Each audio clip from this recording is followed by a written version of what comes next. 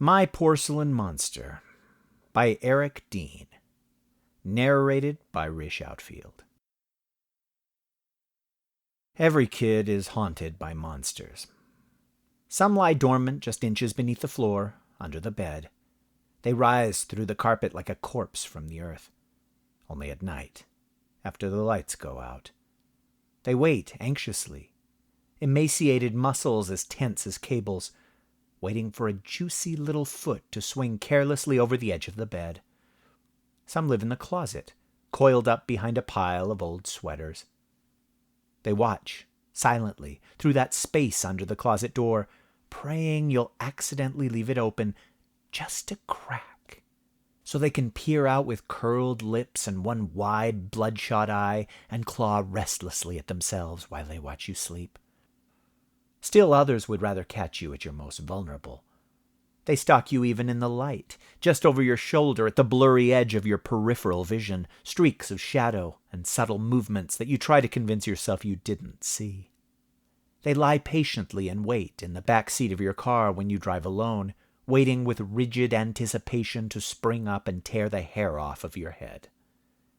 They stand just behind you in the shower, haphazardly toothed mouths agape and preparing to shriek, bony fingers ready to grasp your throat as you close your eyes and wash the shampoo from your hair. But you open your eyes just in time, and there's nothing there. There never is. You can't see or touch these monsters, and as kids grow up, they leave behind their monsters to torment the next generation of vivid imaginations. Well, I had a different kind of monster, and I couldn't shake him. I saw it every day of my life. I touched it. Cold, hard, hungry. Nah, I wasn't molested or beaten. This isn't one of those stories. I loved my parents until he took them away from me. Okay, honey, it's time to feed the toilet monster. I was 3 years old, in the big blue house at North and Bevier, Aurora. To this day, I don't know if I actually remember this, or if I've just pieced it together from Mom's stories. But whatever. If it didn't happen this way, it might as well have. I stood at the open door of the bathroom, Mom gently pushing me from behind. The tiles were ice cold on my bare feet, and I wanted to turn around and retreat, but Mom's hand was firm against my back. I dropped my pajama pants and walked out of them, glancing back only once. Mom's smile was reassuring. The toilet monster was huge, and his one silver eye, long, squinted and discerning, stared expectantly from above his broad porcelain lips. Mom was with me. I felt safe, confident. I was a big boy, after all. I stood on the 2 phone books that she'd placed for me, climbed on, and wiggled until my tiny butt hung into the toilet monster's gaping lower jaw.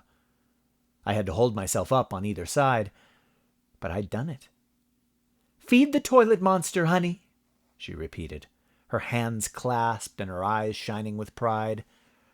I let loose with conviction, with purpose, sating his alleged hunger. That was the first and last time I ever used that upstairs bathroom. The very next day, well, I remember that day vividly in comparison. The paint on my memory's canvas is still wet, saturated in sickly greens and reds that quiver and crack at the edges a little more with each replaying, like some old reel of 8mm film that begs to be tossed in the fireplace. I awoke early the next morning, the morning that changed me. The air tasted burnt and buzzed with a curious energy even a 3-year-old kid recognized as sinister. I butt-scooted carefully to the edge of my bed and lowered my feet onto the bridge of light streaming in from beneath my bedroom door. 3 long steps and I was at the door, turning the flanged glass knob with both hands and hanging from it like a sock monkey until I'd pulled the door ajar. I crept down the hallway with terror in my guts. I still can't tell you why or what was driving me. beneath the wandering eyes of an unfamiliar audience of framed strangers, past the baby-gated stairs that led down to the kitchen, past my parents' bedroom door, slightly open? Quietly, very quietly, I walked to the end of the hall. I stopped there and stared at the bathroom door, half open and blindingly bright to my sleepy eyes.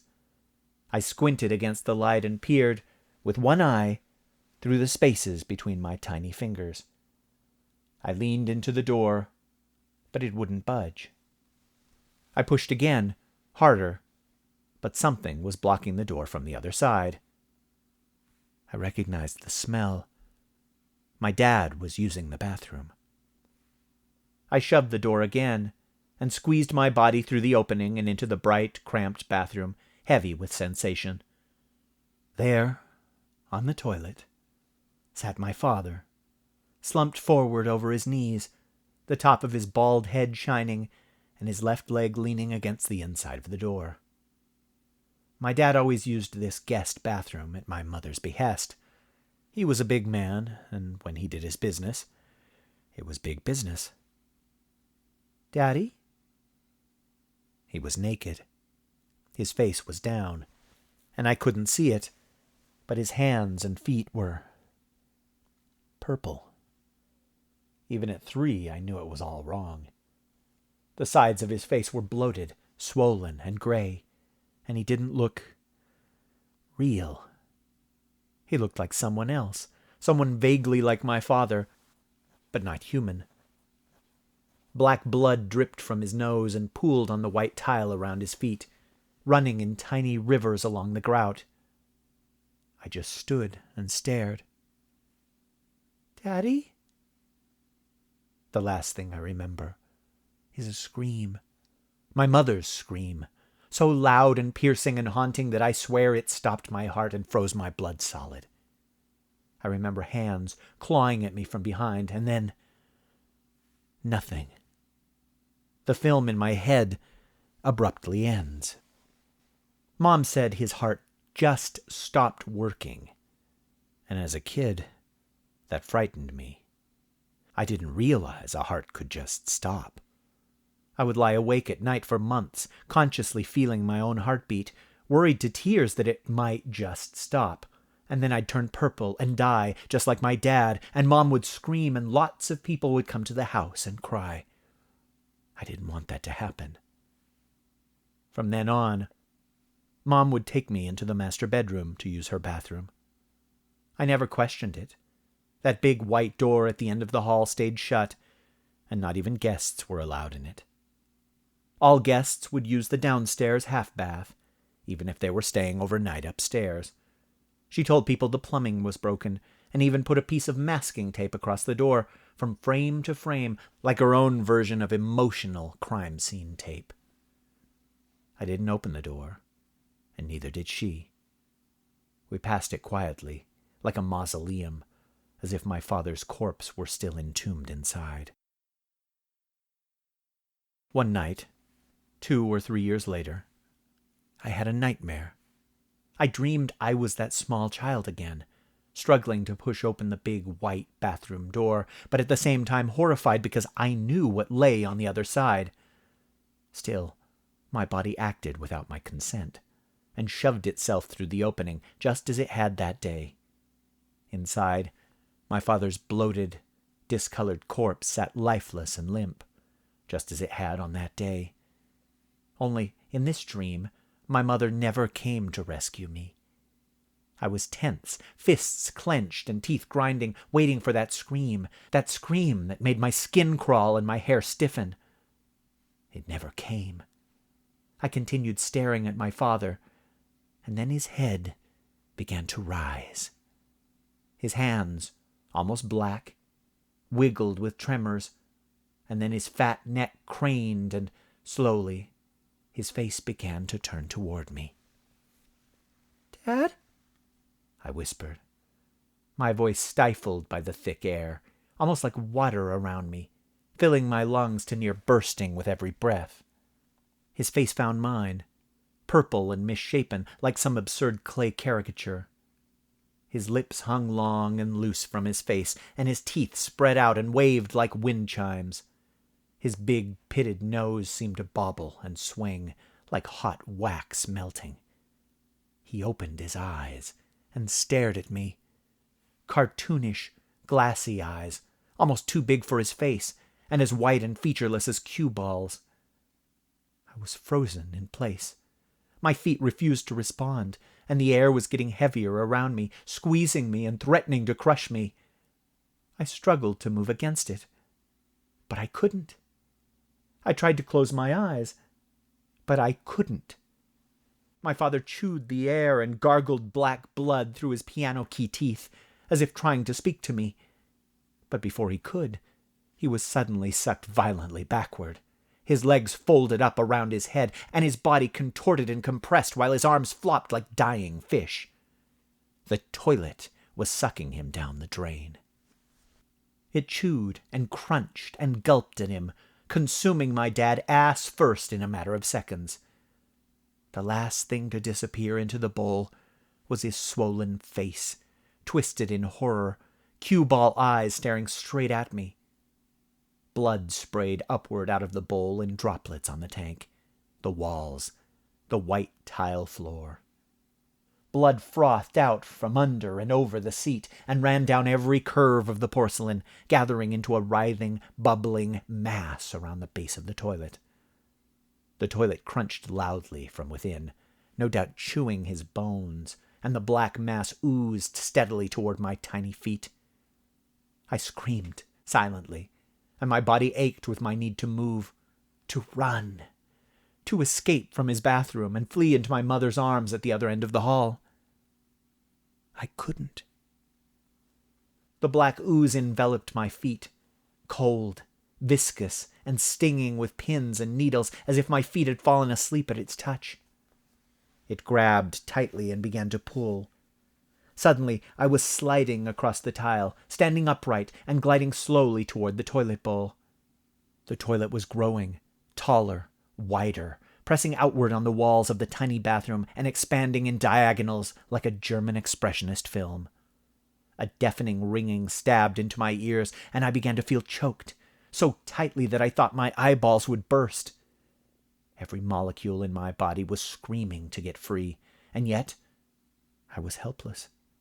The toilet bowl, now at eye level, began to move, to undulate, and lean toward me as I slid on the soles of my feet to meet it, until I could see straight into it. The water didn't pour out.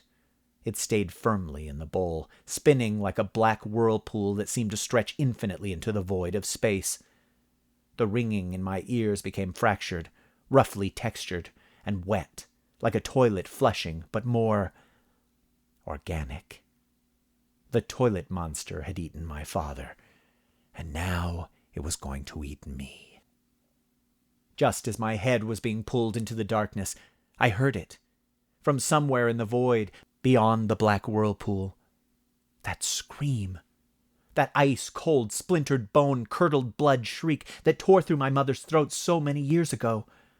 It came from all around me, from inside the toilet monster. It was coming from me. I awoke screaming at the top of my lungs, drenched in sweat and a hot puddle of my own urine and feces.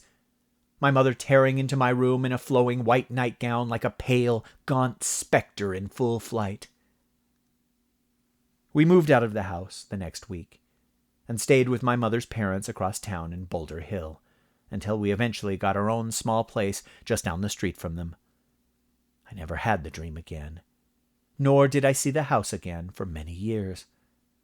As I grew, I would find out that my father had actually died of a massive heart attack due to his weight and bad health, and his body had been there for many hours before I'd found him. He was 38. I would also learn that my grandparents had taken over the mortgage payments in the hopes that someone in the family would want the house again, the big house my grandparents had raised my mother in before giving it to my parents as a wedding present, only 2 years before I was born. No one ever did. I'd been a late baby for my parents, who didn't marry until they were both in their 30s, a first marriage for both.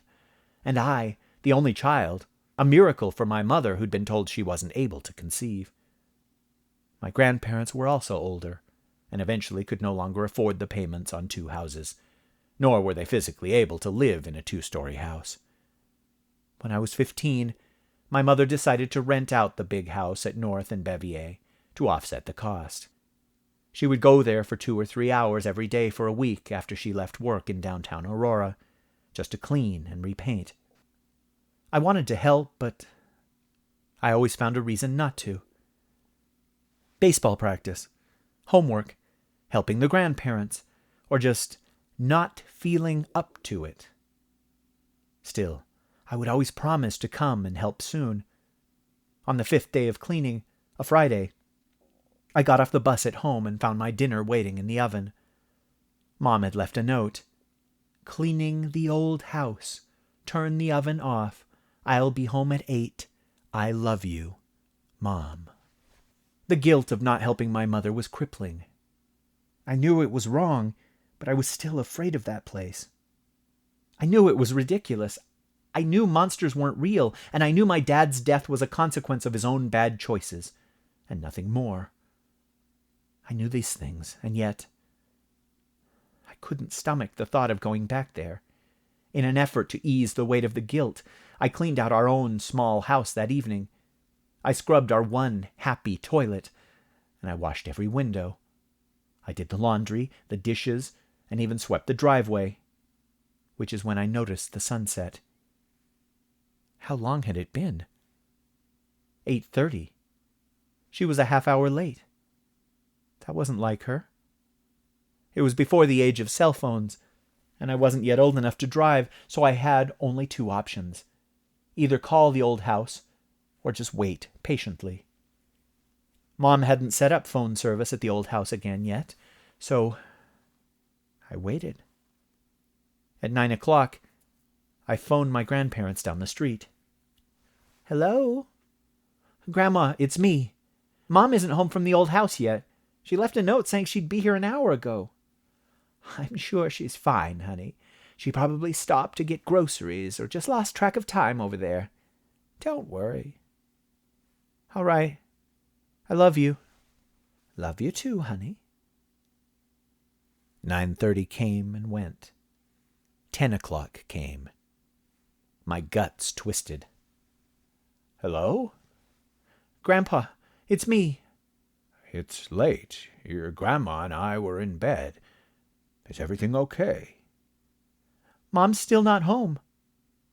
"I see. I'll come pick you up in just a minute. Let's head over and see what's keeping her." "Thank you, Grandpa." Grandpa pulled up 5 minutes later in his big blue Oldsmobile, dressed in a burgundy bathrobe with pajama pants underneath. "Get in, little man," he said with a smile. But I could see the worry behind it. I was still dressed in my clothes from school. I hadn't even taken my sneakers off. We took Broadway along the Fox River to the old house. We spent 10 minutes in silence. The tension was palpable, but every couple of minutes Grandpa would glance at me and smile reassuringly. I was glad to have him there. I trusted his strength.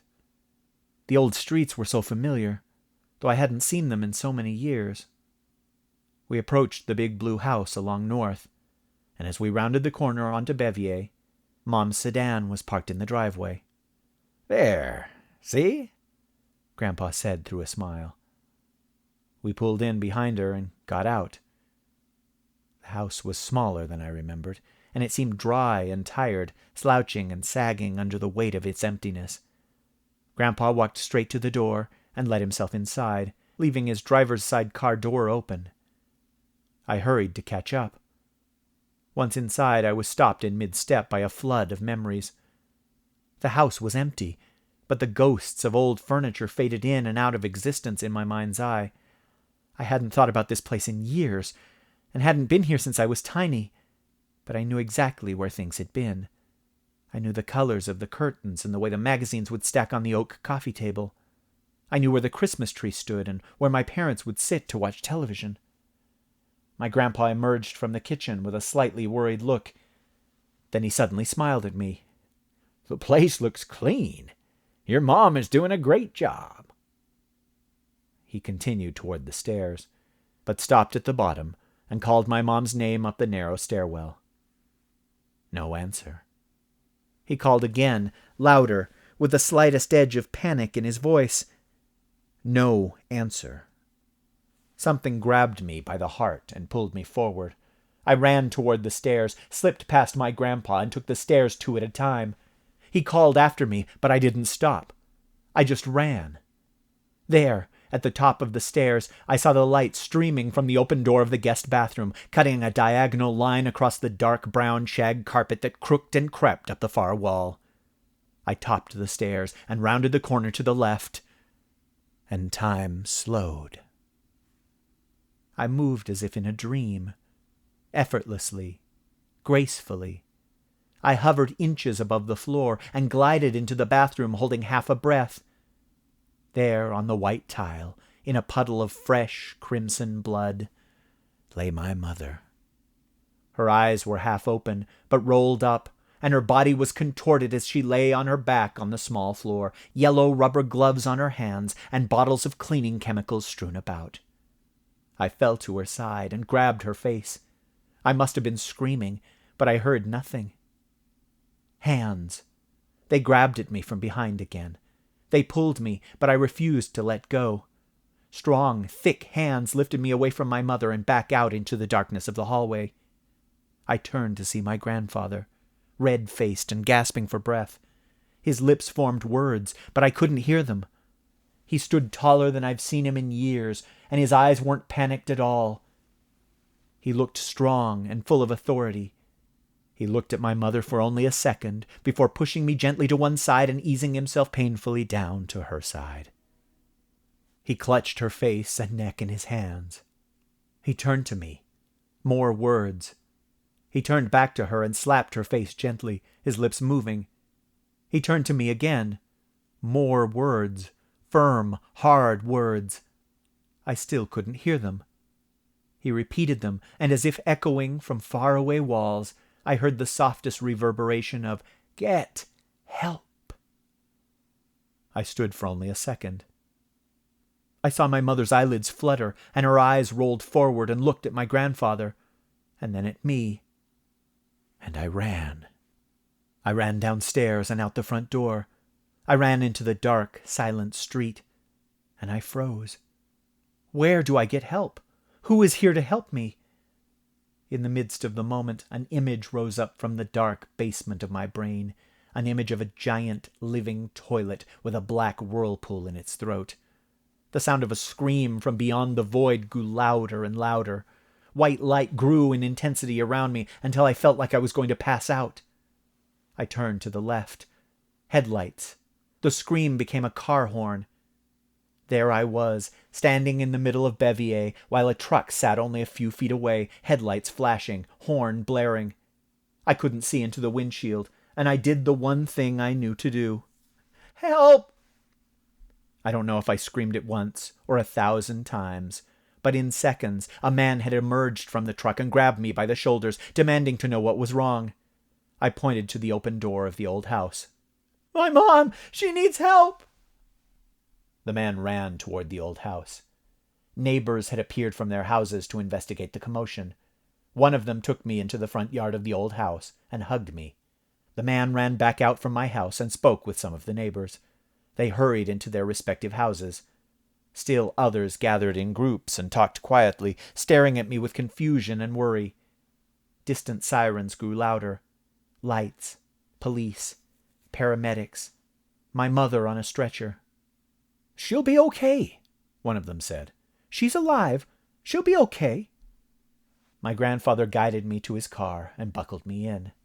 My grandparents and I sat silently in the waiting room of the Aurora Medical Center until dawn. One doctor emerged and told us she was talking, but with difficulty. They said she remembered cleaning and getting lightheaded. The police said she'd likely passed out from the fumes and fallen backward, splitting the back of her head open on the edge of the toilet bowl. Later, a doctor would approach cautiously and tell us that her brain was swelling and that she needed surgery immediately. Still later, they'd say that parts of her brain had been severely affected by the trauma, and that her vitals weren't stabilizing. At some point around dawn, they told us she'd passed. The rest of that year is pretty much a blur. There was a lot of crying and hugging. There was a funeral. More crying and hugging. I moved in with my grandparents in Boulder Hill, and it was a while before I went back to school. But I did go back. To be honest, I can't really remember much of it. I slept a lot. I guess I did most of the things a normal kid does. I wasn't irreparably damaged by the loss of my parents. If anything, I felt numb. I didn't have any more nightmares after that. Hell, I didn't really dream at all anymore. I lived, I worked, I played, I loved, and I lost. Life goes on. My grandparents sold both my mother's house in Boulder Hill and our old blue house at North and Bevier, and used the money to send me to Bradley University in Peoria, my grandpa's alma mater. I graduated with decent grades and a business degree and moved to Chicago. I've been married and divorced since then, though I've never had a kid of my own. I wasn't averse to it. It just never felt right. I visited my grandparents on the holidays until they died, 2 years apart, of various natural causes. They died comfortably and happily, my grandfather asleep in his own bed, and my grandmother in a hospital, surrounded by family. They died respectfully, with dignity. After my grandparents died, I didn't have much reason to go back to Aurora. So, I've never been back.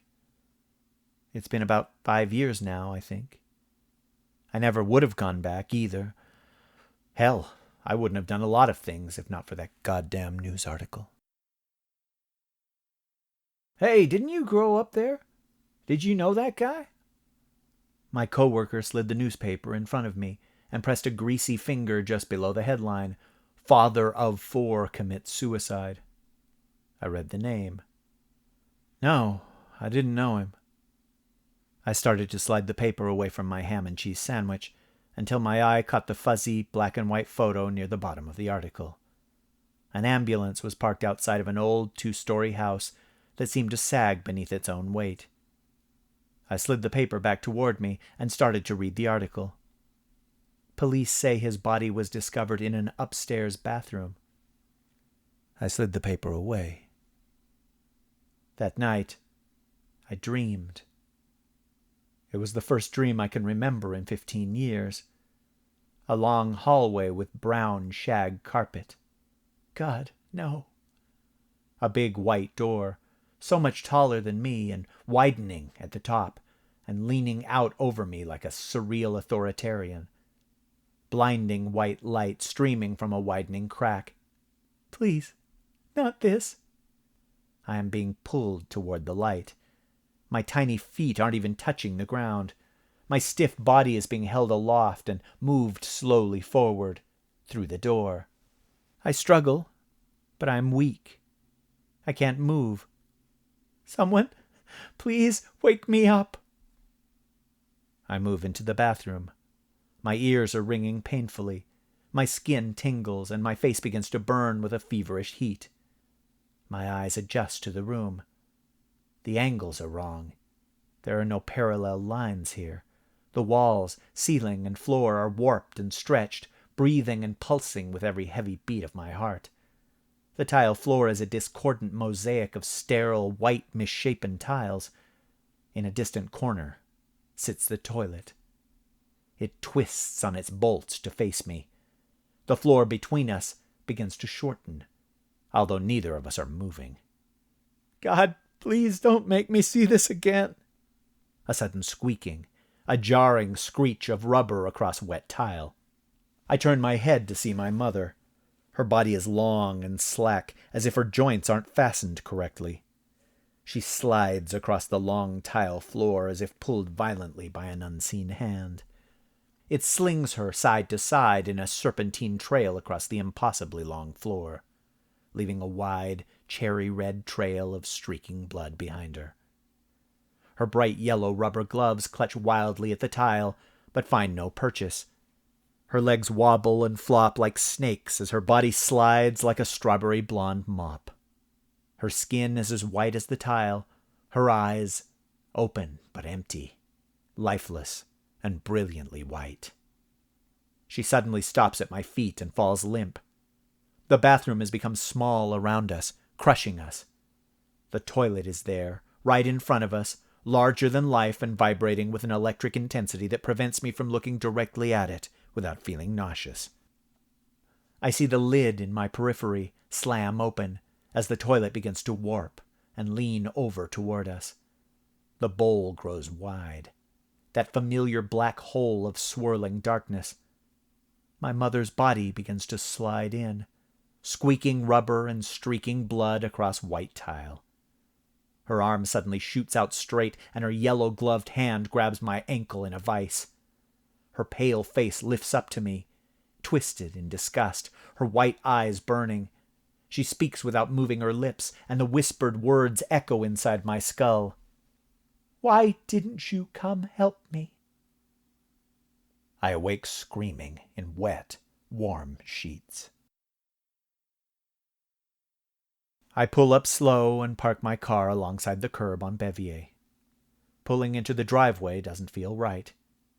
This isn't my house. I mean, technically it was. Is. It took me all of 6 months to get the house again. After what happened, the family was eager to sell. They took my first offer. I closed this morning. I rub the key between my thumb and forefinger and glance up at the house, and just as quickly look away.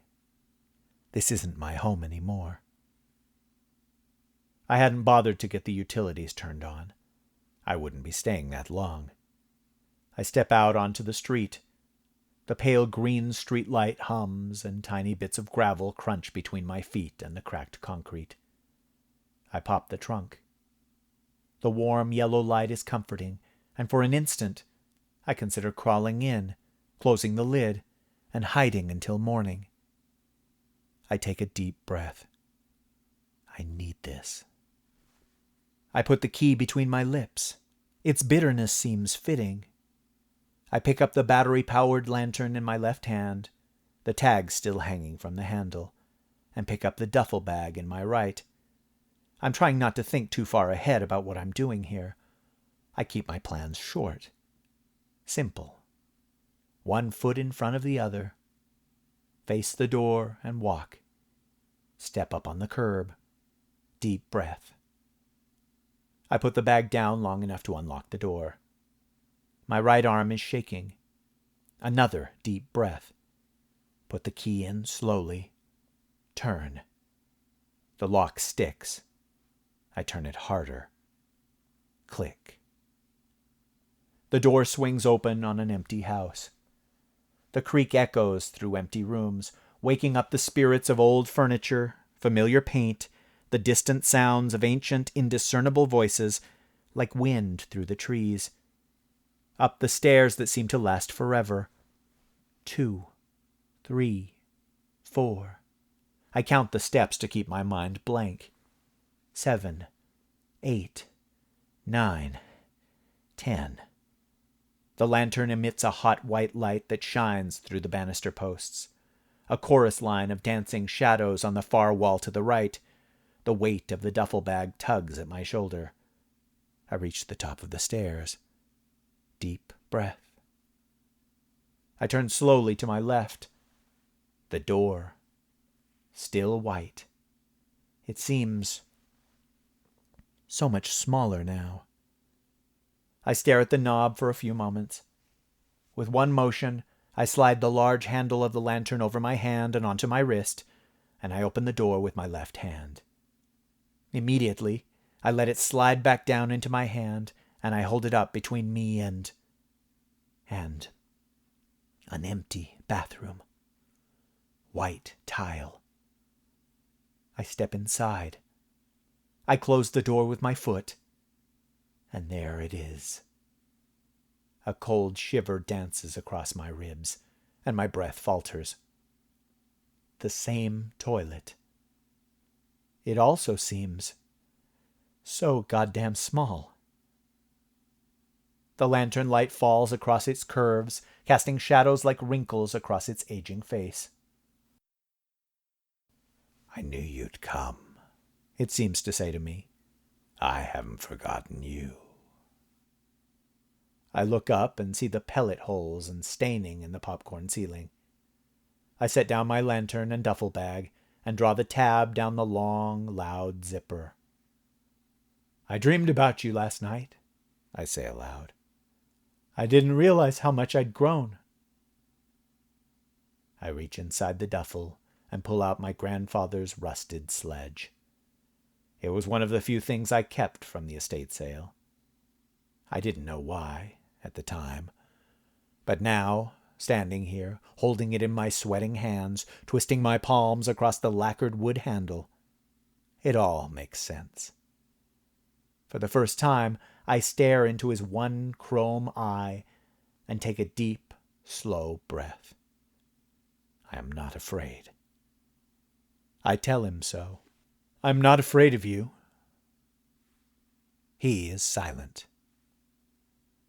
I hold the sledge high above my head, and I clench my teeth and growl, bringing it down hard and smashing the toilet tank into 2 pieces that fall off on either side. I raise it again, this time shattering the plastic toilet seat and knocking a large piece of the bowl off the right side. I raise it again, and again, and again, and again.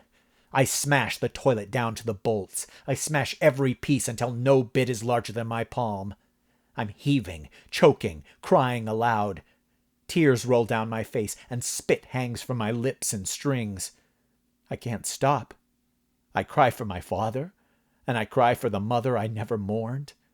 I cry for a terrified child too small to face his fear. I fall to my knees, and I weep over the battered, dismembered corpse of my monster. And for the first time in my life, I feel like a man. I close the door behind me. The air is clean, and I breathe it through the smile of a free man. The pale green streetlight hums, and the night sky greets me like a brother. I walk tall toward the soft yellow light of my open trunk. The world seems a little smaller. I know I'll sleep like a baby tonight.